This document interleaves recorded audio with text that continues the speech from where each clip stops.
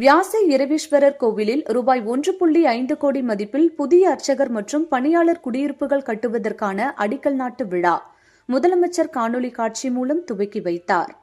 வடசென்னையில் மிகவும் பழமையானதும் பிரசித்தி பெற்ற வியாசர்பாடி அருள்மிகு மரகதம்மாள் உடனுரை இரவீஸ்வரர் திருக்கோவில் ஆகும். இத்திருக்கோயிலில் சூரிய பகவான் சாப விமோசனம் வேண்டி வன்னி மரத்தடியில் லிங்க பிரதிஷ்டம் செய்து வழிபட்டு வந்தார்.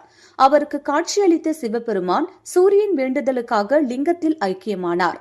சூரியனுக்கு விமர்சனம் கொடுத்தவர் என்பதால் அவரது பெயரிலேயே இரவீஸ்வரர் என்று பெயர் பெற்றது. இக்கோவிலுக்கு சொந்தமான இடத்தில் 3.15 கோடி ரூபாய் மதிப்பீட்டில் அர்ச்சகர் மற்றும் பணியாளர்கள் குடியிருப்பு கட்டுவதற்கு அடிக்கல் நாட்டு நிகழ்ச்சி இன்று காலை நடைபெற்றது. இதனை தலைமை செயலகத்தில் தமிழக முதலமைச்சர் மு.க.ஸ்டாலின் அவர்கள் தொடங்கி வைத்தார். வியாசர்பாடி இரவீஸ்வரர் கோவிலுக்கு சொந்தமான பாலகிருஷ்ண தெரு பகுதியில் காணொலி காட்சி வாயிலாக நடைபெற்ற நிகழ்ச்சியில் பெரம்பூர் சட்டமன்ற உறுப்பினர் சேகர் கலந்து கொண்டு அடிக்கல் நாட்டினார்.